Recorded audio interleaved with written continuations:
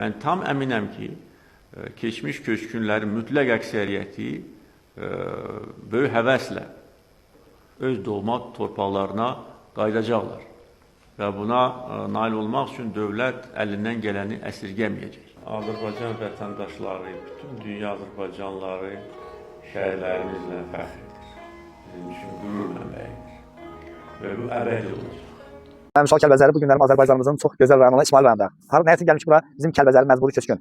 93-cü ildə məlum səbəblərə görə məcburi köçkünlükdən gəliblər İsmail rayonunun Kəlbən kəndində çox ağır şəraitdə yaşayırlar və Ağdərədə, başqa rayonlarda evlər olduğu halda onların evlə təmin olmasını istəyirlər və ona aidiyyəti olan orqanlardan xahiş edirlər. Gedib indi həmin insanların yaşayış tərzini aidiyyəti olan orqanlar sizə göstərir ki, yəni bu cür çətin şəraitdə yaşayan bizim Kəlbəcər sakinləri var. Onlara bacardığı qədər dəstək olmaq lazımdır. Təşəkkürlər. Anamız, adın soyadınız nədir?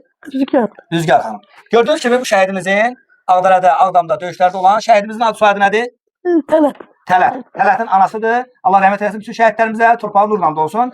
Və bu şəhid ailəsi haqqında mən araşdırma apardım ki, indiyənə qədər dövlətdən heç bir tələbdə, heç bir imtiyazda xahiş eləməyibdilər. Bir dənə xahişləri, tələbləri işğaldan azad olan torpaqlarımızda, yenidən bərpa olunan torpaqlarımızda bu şəhidlərimizin qan nəticəsində alınan torpaqlarımızda bizim anamıza və onun ailəsinə gözəl evin verilməsidir. Bəli, Ağdərədə, müxtəlif rayonlarda, Xocavənddə, Xankəndidə, müxtəlif yerlərdə, işğaldan azad olunan yerlərdə birinci növbədə bizim şəhidin ailələrinə ev verilməlidir. Bunu cənab prezidentimiz deyir hər zaman. Cənab prezidentimizin siyasətini biz də hər zaman dəstəkləyirik.